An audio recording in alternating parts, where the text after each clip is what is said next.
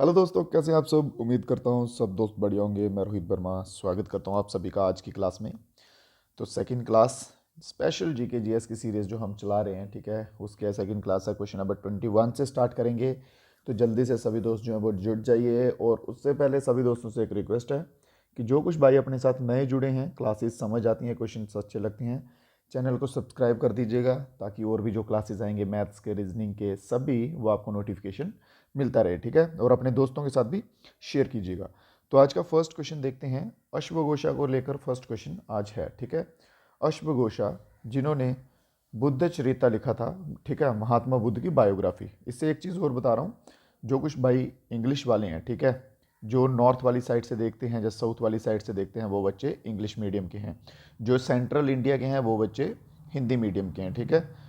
तो सेंट्रल वाले बच्चे जो हैं वो हिंदी मीडियम वाले बच्चे, उनके लिए हिंदी में क्वेश्चंस पूरा टाइप है, ठीक है। आप हिंदी में भी पढ़ सकते हैं अगर आपको इंग्लिश में प्रॉब्लम आ रही है, और इंग्लिश वाले बच्चे इंग्लिश में देख सकते हैं, ठीक है। बाकी पीडीएफ्स जो है वो आपको ग्रुप पे दे दी जाएंगी बीच बीच में, ठीक है। तो पूछा गया है कि बायोग्राफी ऑफ बुद्धा, बुद्ध चरिता जो अश्वघोषा ने लिखी थी, वो किसके कोर्ट में रहते थे। ठीक है, तो वो किसके कोर्ट में रहते थे। क्वेश्चन नंबर पहला, सबसे पहले चलिए आंसर आने दीजिए और साथ साथ में कमेंट बॉक्स में अपने आंसर देते जाइएगा, ठीक है। तो ये रहते थे किसके कोर्ट में, तो ये रहते थे कनिष्का। ऑप्शन नंबर सी जो है बिल्कुल सही आंसर रहेगा, ठीक है। और कनिष्का ने जो है वो फोर्थ कुंडल वन जो है, कुंडलयान की बुद्धिस्ट काउंसिल करवाई थी। बुद्धिस्ट काउंसिल कुंडलयान में करवाई थी कनिष्का ने, ठीक है। और इसी के साथ साथ बात की जाए अश्वघोष की, कालिदास से पहले 5th सेंचुरी में, कालिदास से पहले ये एक महान कवि थे, ठीक है। और अगर हम बात करें दूसरे ऑप्शंस की, दूसरे ऑप्शंस को देखें तो यहाँ पे अशोका आते हैं। अशोका जो हैं वो बिंदुसार के बेटे हैं, ठीक है। अशोका बिंदुसार के बेटे हैं। और बिंदुसार जो है ये चंद्रगुप्त के बेटे हैं। चंद्रगुप्त के बेटे हैं जिन्होंने मौर्य डायनेस्टी जो है इस्टेब्लिश की थी, ठीक है। चंद्रगुप्त, चंद्रगुप्त के बेटे बिंदुसार, बिंदुसार के बेटे अशोका, ठीक है। चलिए, उसके बाद एक गौतमी, गौतमी पुत्र सतकर्णी बचते हैं। गौतमी पुत्र सतकर्णी जो हैं, इन्हें डिस्ट्रॉयर ऑफ शाकास कहा जाता है। अगर क्वेश्चन आ जाए डिस्ट्रॉयर, डिस्ट्रॉयर ऑफ शाकास, तो वो आएगा हमारा आंसर गौतमी पुत्र सतकर्णी जो है बिल्कुल सही रहेगा। नेक्स्ट क्वेश्चन पे चलते हैं, question number 22। What is the primary goal of the Global Biofuels Alliance launched by PM Narendra Modi. ठीक है, बायोफ्यूल्स अलायंस जो है, ग्लोबल बायोफ्यूल अलायंस जो है, ये G20 में भी आई थिंक इसका किया गया था। तो इसका जो है मेन मोटिव, या आप कह सकते हैं कि मेन गोल वो क्या है, ठीक है, ग्लोबल बायोफ्यूल अलायंस का। चलिए जल्दी से आंसर आने दीजिए। तो इसका जो मेन गोल आप कह सकते हैं वो है बूस्ट करना डिमांड और टेक्नोलॉजी को ट्रांसफर करने के लिए प्रोडक्ट्स ऑफ बायोफ्यूल। तो ऑप्शन नंबर सी जो है इसमें बिल्कुल सही रहेगा। अगला क्वेश्चन देख लेते हैं। Highest peace time gallantry award is, highest peace time सर्वोच्च शांति समय वीरता पुरस्कार इनमें से कौन सा है। वीर चक्र, महावीर, अशोक या फिर परमवीर। तो अशोक चक्र जो है हमारा ऑप्शन नंबर डी बिल्कुल सही रहेगा। अशोक चक्र जो है हाईएस्ट पीस टाइम अवार्ड है। फिर अशोक चक्र से नीचे कौन सा आता है, कीर्ति आता है, ठीक है, कीर्ति चक्र। फिर कीर्ति से बाद कौन सा आता है, शौर्य चक्र। ये याद रखिएगा, नोटबुक लेके बैठिएगा ये सभी मेरे भाई, नोट्स बनाते जाइएगा, ठीक है। बात की जाए इसके सिवा, यहाँ पे आता है परमवीर चक्र। ये हाईएस्ट मिलिट्री डेकोरेशन अवार्ड है, ठीक है, हाईएस्ट मिलिट्री डेकोरेशन अवार्ड जो है ये परमवीर चक्र के नाम आता है। नेक्स्ट क्वेश्चन पे चलते हैं, क्वेश्चन नंबर 24। क्लोज्ड इकॉनमी से आप क्या समझते हैं, ठीक है। The closed economy, in the economy in which, closed economy वह कौन सी इकॉनमी होती है जिसमें कोई फॉरेन ट्रेड नहीं होता है, ठीक है। ना ही हम एक्सपोर्ट करते हैं, ठीक है, एक्सपोर्ट करते हैं, और ना ही हम चीज़ों को इंपोर्ट करते हैं। इंपोर्ट होता है बाहर के देशों से चीज़ों को लेना, और एक्सपोर्ट होता है अपने देश की चीज़ों को बाहर के देशों में बेचना, ठीक है। जब हम इंपोर्ट एक्सपोर्ट कुछ नहीं कर पाते हैं तो उसे क्लोज्ड इकोनॉमी कहा जाता है। तो ऑप्शन नंबर डी जो है इसमें बिल्कुल सही आंसर रहेगा। सभी दोस्त जो हैं मेरे बच्चे, कमेंट बॉक्स में आंसर्स देते जाइए अपने, ठीक है, गलत राय सही जो भी हो। और अगर किसी कोई क्वेश्चन में डाउट रह जाए, आपको कोई क्वेश्चन समझ नहीं आता है, तो डेफिनेटली कमेंट बॉक्स में पूछ सकते हैं आप। उसके सिवा सोशल मीडिया के हैंडल्स डिस्क्रिप्शन में दिए रहेंगे, ठीक है, इंस्टाग्राम, व्हाट्सएप, ये वो, तो आप वहाँ पे भी मैसेज कर सकते हैं। चलिए नेक्स्ट क्वेश्चन की तरफ चलें। अगला क्वेश्चन क्या कहता है, क्वेश्चन को ध्यान से पढ़िएगा। Temple was built during the range of Narasimhan Varman two and is among number of Hindu movement Malapuram on the Coromandel coast, Tamil Nadu. हाँ, देखिए क्वेश्चन में सिंपल इतना सा बोला गया है कि नरसिम्हन वर्मन टू के टाइम पीरियड पे एक टेम्पल बना था जो कि हिंदू मॉन्यूमेंट्स में डाला जाता है मालापुरम में, ठीक है। और है कहाँ पे, वो कोरमंडल कोस्ट पे है, तमिलनाडु में। आपको लास्ट डे मैंने कोस्ट का बताया था, कोरमंडल कोस्ट आप सभी को मालूम है ना कहाँ पर है, ठीक है। ये एरिया जो है ये है कोरमंडल कोस्ट का, ठीक है, यहाँ पे है कोरमंडल कोस्ट। तो यहाँ पे जो है कोरमंडल कोस्ट पे एक टेम्पल है, उसका नाम बताना है हमें कौन सा है, जो कि नरसिम्हन वर्मन टू के टाइम पीरियड में बनाया गया था, ठीक है। और ये टेम्पल है शोर टेम्पल। इसे कौन सा कहा जाता है, शोर टेम्पल, तट्य मंदिर जो है इसे कहा जाता है। ये फेमस क्यों है, या आप कह सकते हैं खास क्यों है, क्योंकि ये ग्रेनाइट के ब्लॉक से बनाया गया। ग्रेनाइट आपको मालूम है ना, ग्रेनाइट, उसके रॉक्स, उसके ब्लॉक्स कह सकते हैं आप, उसके डब्बों से जो है वो बनाया गया है, ठीक है। और इस टाइम पे, जिस टाइम ये बनाया गया था, उस टाइम पे ये पॉइंट जो है सबसे बिजिएस्ट पॉट हुआ करता था, बिजी पॉट हुआ करता था उस टाइम पे, ठीक है। कोरमंडल कोस्ट, यहाँ पे ये मंदिर बनाया गया था। इसी के साथ सभी बच्चे जो हैं मेरे भाई, लाइक करते चलिएगा वीडियो को और चैनल को सब्सक्राइब कर दें। क्वेश्चन समझ आ रहे हैं तो प्लीज़ लाइक भी कीजिएगा और चैनल को सब्सक्राइब कीजिएगा अगर आपने अभी तक सब्सक्राइब नहीं किया है, ठीक है, ताकि और भी जो वीडियोज़ वगैरह रहेंगे वो आपके तक टाइम टू टाइम पहुँचते रहेंगे। नेक्स्ट क्वेश्चन देख लेते हैं। विच of the following country won the highest number of gold. किस देश ने सबसे ज़्यादा गोल्ड मेडल जो है जीते टोक्यो ओलंपिक्स 2020 में, ठीक है। देखिए आप इसको ऐसा मत सोचिए कि ये सर करंट अफेयर का क्वेश्चन हो सकता है, ठीक है। देखिए जो ऐसे क्वेश्चंस रहते हैं ना, अगर वो करंट ईयर में आ रहे हैं तो वो करंट अफेयर्स के कहलाएंगे, बाद में वो स्टैटिक्स जीके बन जाता है, स्टैटिक्स जीके में आ जाते हैं, ठीक है। जैसे ये इतिहास में आ जाएगा भाई, स्टैटिक्स जीके में ये काउंट होगा, ठीक है। तो 2020 पैरालंपिक्स में सबसे ज़्यादा गोल्ड जीतने वाला कौन था, वो था चाइना, ठीक है। अप्रोक्सीमेटली 96 गोल्ड जो है वो चाइना ने जीते थे। और अपने इंडिया की बात की जाए तो इंडिया ने जो है टोटल 5 गोल्ड जो है 5 गोल्ड जीते थे, और पोजीशन रही थी 24th, 24वें नंबर पर भारत जो है वो रहा था, और 5 गोल्ड अपने नाम किए थे। अगला क्वेश्चन है यीस्ट के ऊपर क्वेश्चन है। यीस्ट जो है वो कौन सी गैस प्रोड्यूस करता है। देखिए ये एक आप कह सकते हैं कि बहुत ही कंफ्यूजिंग टाइप भी हो सकता है। कैसे, यीस्ट जो है ये एनारोबिक भी है और एरोबिक भी है। एरोबिक और एनारोबिक क्या होते हैं, एरोबिक एंड एनएरोबिक, ठीक है। एरोबिक क्या होते हैं, जो ऑक्सीजन के साथ जीते हैं, ठीक है, जिनको ऑक्सीजन चाहिए होती है, विद ऑक्सीजन। और एनाएरोबिक क्या होते हैं, विदाउट ऑक्सीजन, ठीक है। और यीस्ट क्या है, ये ऑक्सीजन के साथ भी जी सकता है और विदाउट ऑक्सीजन। बट ये चेंजेस क्या करता है, जब ये ऑक्सीजन के साथ होता है ना, ध्यान से सुनिएगा, जब ये ऑक्सीजन के साथ होता है तब कार्बोहाइड्रेट्स को कन्वर्ट करता है किसमें, CO2 एंड H2O में। CO2 कार्बन डाइऑक्साइड और वाटर में, जब एरोबिक होता है। और जब एनएरोबिक होता है तब ये किसमें कन्वर्ट करता है, तब ये कन्वर्ट करता है CO2 एंड एल्कोहल में, ठीक है, CO2 और एल्कोहल। और गैस कॉमन कौन सी है, CO2। तो कार्बन डाइऑक्साइड जो है गैस है, ये प्रोड्यूस करता ही है, बस डिपेंड करता है कि एनारोबिक है कि एरोबिक है। अगर इन्होंने पूछ लिया एरोबिक तो यहाँ पे CO2 के साथ ऑक्सीजन आएगा, अगर एनारोबिक पूछ लिया तो CO2 कार्बन डाइऑक्साइड के साथ क्या आएगा, एल्कोहल आएगा। तो ऑप्शन नंबर डी जो है हमारा यहाँ पे बिल्कुल सही बैठता है। क्लियर है ना क्वेश्चन, कोई डाउट तो नहीं बचा इसमें, कोई अगर डाउट रह जाए तो कमेंट बॉक्स में बता दीजिएगा।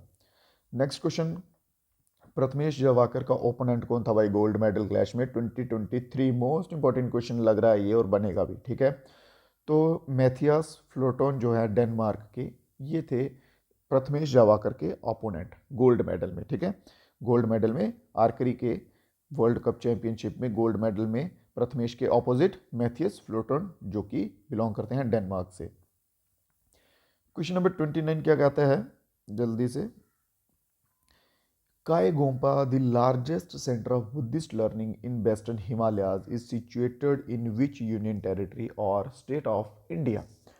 कायगोम्पा करके एक बुद्धिस्ट लर्निंग टेम्पल है जो कि वेस्टर्न हिमालयज में है, ठीक है, वेस्टर्न हिमालयज में है। वेस्टर्न हिमालयज आप लोकेशन भी देख सकते हैं। लोकेशन क्या देखेंगे, ये सभी एक ही तो जगह पे हैं। यहाँ पे जम्मू है, यहाँ पे पंजाब है, यहाँ हिमाचल, यहाँ उत्तराखंड, ठीक है। तो चलिए बताइए जल्दी से कि कायगोम्पा जो है ये कहाँ पर आता है, कौन सी स्टेट या यूनियन टेरिटरी में आता है। ये तिब्बतन बुद्धिस्ट होते हैं ना, तिब्बतन बुद्धिस्ट उनकी मोनेस्ट्री है, तिब्बतन बुद्धिस्ट की मोनेस्ट्री है, ठीक है। और बताइए जल्दी से भाई, और ये आएगा हिमाचल प्रदेश में। ऑप्शन नंबर बी बिल्कुल सही रहेगा। हिमाचल प्रदेश में कहाँ, स्पीति वैली में। कहाँ पर आएगा हिमाचल प्रदेश में, स्पीति वैली में। हिमाचल प्रदेश में स्पीति वैली में जो ये आएगा, ठीक है। तो ऑप्शन नंबर बी जो हमारा इसके साथ बिल्कुल सही हो जाता है। नेक्स्ट क्वेश्चन है, ओल्डेस्ट नेशनल पार्क की बात की गई है। National park is the oldest national park. हाँ, यहाँ पे बीच नेशनल पार्क हो सकता था, क्वेश्चन थोड़ा सा मेरे ख्याल से मिसप्लेस हो गया। तो क्वेश्चन में ये बोला गया कि सबसे पुराना नेशनल पार्क जो है वो कौन सा है। चलिए आपको डेट बता देता हूँ। 1936 में जो है सबसे पहला नेशनल पार्क बना था, ठीक है। सबसे पहला नेशनल पार्क कब बना था, 1936 में। और वो नेशनल पार्क कहाँ था, नैनीताल में था, नैनीताल में था, नैनीताल उत्तराखंड। हिंट आपको इतने दे दिए हैं मैंने, अब जल्दी से आंसर दे दीजिए कमेंट बॉक्स में, ठीक है। नैनीताल उत्तराखंड में था। और उस स्टेट के सीएम का नाम भी बता देता हूँ, पुष्कर सिंह धामी, पुष्कर सिंह धामी, ठीक है। पुष्कर सिंह धामी जो हैं उस स्टेट के सीएम हैं। अभी कोई डाउट नहीं रहना चाहिए भाई, जल्दी से आंसर आने दीजिए। और कौन सी स्टेट के सीएम हैं पुष्कर सिंह धामी, जल्दी से, उत्तराखंड के। और जिम कॉर्बेट नेशनल पार्क जो है ऑप्शन नंबर ए जो है बिल्कुल सही रहेगा। Option number A Jim Corbett national park जो है सबसे पुराना जो है मेरे भाइयों नेशनल पार्क बन जाता है। नेक्स्ट क्वेश्चन की तरफ चलते हैं। विच of the following heritage site has the Dravidian style of architecture. इनमें से कौन सी साइट है, हेरिटेज साइट्स वो होती हैं जो यूनेस्को में आती हैं, ठीक है। यूनेस्को में जो साइट्स आती हैं वो हेरिटेज साइट्स में काउंट होती हैं। जस्ट अ मिनट, ठीक है। तो यहाँ पे पूछा गया द्राविडियन स्टाइल में कौन सी है, तो द्राविडियन स्टाइल में कौन सी आएगी, हम्पी आएगी। और हम्पी जो है वो किस स्टेट में आता है, जल्दी से, हम्पी का लोकेशन जो है, हम्पी किस स्टेट में आता है, कर्नाटका में, कर्नाटका में हम्पी जो है आएगा। Option number 31, question number option number A जो है बिल्कुल सही हो जाएगा। नेक्स्ट क्वेश्चन देखते हैं, क्वेश्चन नंबर 32। चलिए ये क्वेश्चन समझने वाला है, लिख लीजिएगा अगर नहीं समझ आएगा तो, ठीक है। इसको नोटबुक पे लिख लीजिएगा। इस क्वेश्चन में एक फार्मूला लगता है भाई। यहाँ पे क्वेश्चन में उन्होंने पूछा कि 25 डिग्री सेल्सियस जो है वो कितने फ़ारेनहाइट स्केल्स के बराबर होता है। यहाँ पे एक फार्मूला होता है इसका, ठीक है। फार्मूला क्या होता है, सेल्सियस प्लस जस्ट मिनट 9/5, ठीक है, प्लस 32 इजिकल्स टू फ़ारेनहाइट्स। ये इसका होता है फार्मूला, ठीक है। जितने भी डिग्री सेल्सियस जहाँ पे पूछा हो, जितने डिग्री सेल्सियस पूछा हो वो उसको हम यहाँ पे रखेंगे, इंटू 9/5, मान लीजिए कि 5 सेल्सियस है, इंटू 9/5 प्लस 32 इजिकल्स टू कितना बनेगा, 5 से कटेगा, 9 + 31 इजिकल्स टू 41 फ़ारेनहाइट्स के बराबर होगा 5 डिग्री सेल्सियस, ठीक है। इस तरह से जो है ये क्वेश्चन निकालना है। अब आप सभी बच्चे इसको सॉल्व करके जल्दी से मेरे को बताइए कि 25 डिग्री सेल्सियस जो है वो कितने के बराबर होगा, ठीक है। ये आपके होमवर्क का क्वेश्चन है। सभी बच्चे ईमानदारी से बिना गपला किए ये क्वेश्चन सॉल्व करेंगे खुद से, और आंसर जो है वो कमेंट बॉक्स में देंगे, ठीक है। ये फार्मूला आपको मैंने बता दिया है। नेक्स्ट क्वेश्चन पे चलते हैं। क्रिकेट वर्ल्ड कप की बात की गई है, 1983 का वर्ल्ड कप, जो कि कपिल देव उस टाइम पे थे, और वर्ल्ड कप जो है वो इंडिया के नाम पे आया था, ठीक है। इंडिया ने वर्ल्ड कप जीता था। और इन्होंने पूछा है कि वो कहाँ पर हुआ था। बात की जाए कहाँ पर हुआ था, तो वर्ल्ड कप हुआ था इंग्लैंड में। कहाँ पे, इंग्लैंड में वर्ल्ड कप हुआ था। और कौन कौन सी टीमें जो हैं वो फाइनल में पहुंची थी, ठीक है। तो फाइनल में पहुंची थी इंडिया, और इंडिया के ऑपोजिट में कौन थी ऑपोजिशन में? वेस्ट इंडीज़ जो है इंडिया के ऑपोजिशन में थी उस टाइम, जो कि रनर अप टीम थी वेस्ट इंडीज़। चलिए नेक्स्ट क्वेश्चन देखते हैं। अगला क्वेश्चन क्या कहता है? Dash is the most common unit for measuring ozone concentration, ठीक है, कंसंट्रेशन। ओजोन कंसंट्रेशन में मेज़र करने के लिए मोस्ट कॉमन यूनिट जो है वो कौन सी है? तो वो आ जाएगी डॉप्सन, ठीक है। ऑप्शन नंबर डी, डॉप्सन जो है ये मोस्ट कॉमन यूनिट है मेज़र करने के लिए, ओजोन कंसंट्रेशन मेज़र करने के लिए। ओजोन का फॉर्मूला क्या होता है? O3। O3 मैंने लास्ट डे, हाँ लास्ट डे मैंने व्हाट्सएप ग्रुप पे पोल क्रिएट किया था, उसमें ओजोन्स का पूछा था कि कितने इसमें लेयर्स बनते हैं, ठीक है। तो O3 3 वाला इसमें आंसर बिल्कुल सही था। नेक्स्ट क्वेश्चन की तरफ चलते हैं। अगला question, what was the name of the king Ashoka daughter? हाँ, बात की जा रही है यहाँ पे अशोका की, ठीक है। अशोका द ग्रेट जिन्हें कहा जाता है, अशोका की डॉटर जो है उनका नाम पूछा गया यहाँ पे, ठीक है, जिनको कि बुद्धिस्ट मिशनरी के रूप में इन्होंने भेजा था। अशोका के दो बच्चे थे, एक लड़का था, ठीक है, जिसका नाम महिंद्रा था, ठीक है, और लड़की थी जिसका नाम था संघमित्रा। ऑप्शन नंबर डी इसमें संघमित्रा बिल्कुल सही है, ठीक है। महिंद्रा जो है उसका लड़का था अशोका का, और संघमित्रा उसकी लड़की थी। इसने इन दोनों को जो है बुद्धिज़्म प्रमोट करने के लिए भेजा था एज अ मिशनरी, ठीक है। और इवन कि श्रीलंका में भी इसने अपने बच्चों को भेजा हुआ था कि भाई बुद्धिज़्म का प्रचार करो और लोगों को बताओ कि बुद्धिज़्म क्या है, बुद्धिज़्म में ज्वाइन करो, ठीक है। चलिए इसी के साथ आगे बढ़ते बढ़ते हुए सभी दोस्त जो हैं वो लाइक कर दे वीडियो को, जितने बच्चे देख रहे हैं एक बार, ठीक है। और जिन बच्चों ने सब्सक्राइब नहीं किया चैनल को सब्सक्राइब भी कर दें, बाकी के वीडियोस भी जो हैं आपको नोटिफिकेशंस में दिखते रहेंगे। नेक्स्ट क्वेश्चन क्या कहता है? Question number 36, which of the following article of Indian constitution empower the president to appoint prime minister? कौन सा भारतीय अनुच्छेद है, संविधान का अनुच्छेद है, जो कहता है कि भारत का प्रधानमंत्री जो है नरेंद्र मोदी जो है उसकी अपॉइंटमेंट द्रौपदी मुर्मू जो है हमारी प्रेसिडेंट जो है वो करेंगे, ठीक है। ये किस आर्टिकल में मेंशन किया हुआ है? जल्दी से क्वेश्चन नंबर 36 जल्दी से आंसर आने दीजिए। तो ये कहा गया है आर्टिकल नंबर 75 में, आर्टिकल नंबर 75 में कहा गया कि प्राइम मिनिस्टर होना चाहिए और अपॉइंट होना चाहिए प्रेसिडेंट के द्वारा, ठीक है। चलिए इसके सिवा और भी आर्टिकल्स हैं, आर्टिकल नंबर 71 देख लीजिए, आर्टिकल नंबर 71 देख लीजिए। आर्टिकल नंबर 71 क्या कहता है कि इलेक्शन के रिलेटेड जो भी डिसीजन होंगे वो प्रेसिडेंट और वाइस प्रेसिडेंट के, ठीक है, वो लिए जाएंगे।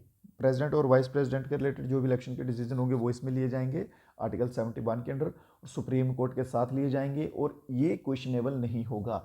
इनके ऊपर कोई भी इंसान व्यक्ति जो है वो क्वेश्चन नहीं कर सकता कि ऐसा क्यों किया गया है, ठीक है। और इसके सिवा इंपॉर्टेंट आर्टिकल आता है आर्टिकल 72।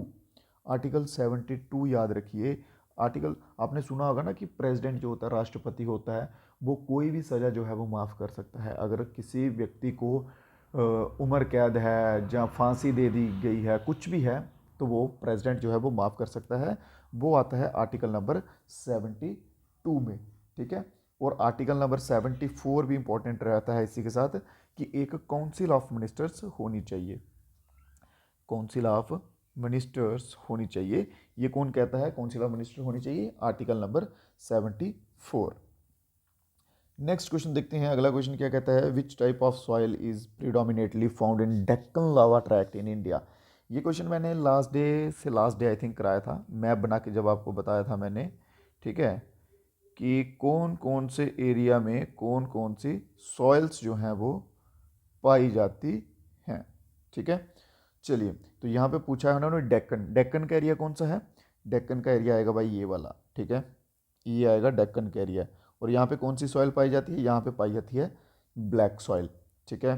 फिर इसके सिवा मैंने बताई थी आपको रेड सॉइल, जो कि इस एरिया में पाई जाती है। यहाँ कौन सी पाई जाती है? रेड सॉइल पाई जाती है। फिर इसके सिवा एलुवियल सॉइल जो है ये इधर यहाँ पे गंगा ब्रह्मपुत्रा ये वाले एरिया में एलुवियल सॉइल पाई जाती है, ठीक है। क्लियर है यहाँ तक?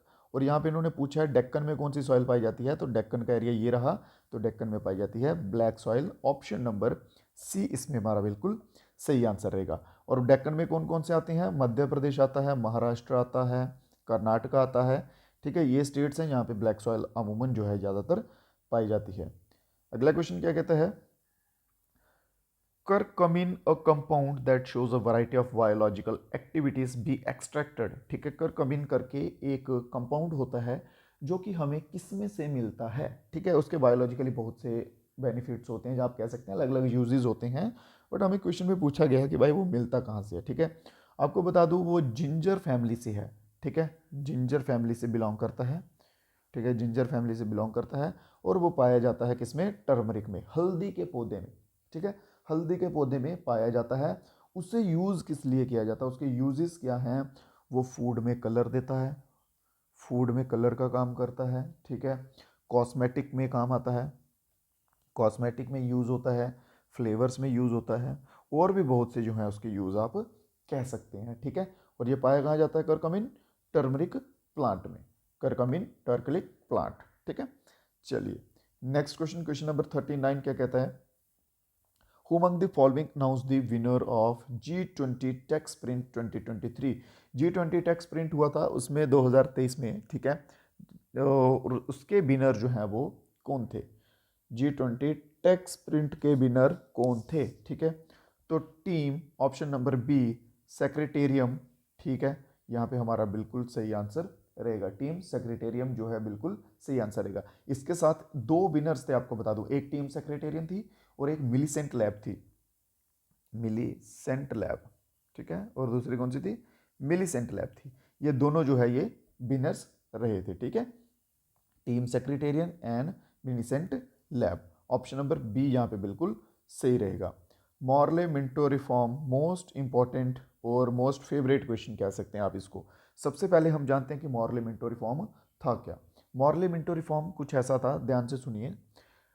पहले ब्रिटिशर्स जो थे वही जो है काउंसिल्स में बैठते थे। ठीक है, कोई भी इंडियन जो है वो नहीं बैठ पा रहा था, और जबकि वो रूल करते थे किसके ऊपर, इंडियंस के ऊपर, और कोई भी इंडियंस जो है अपने लिए डिसीजंस नहीं ले पाते थे। ठीक है, तो जितने भी डिसीजन होते थे वो सब कौन लेते थे, ब्रिटिशर्स लेते थे।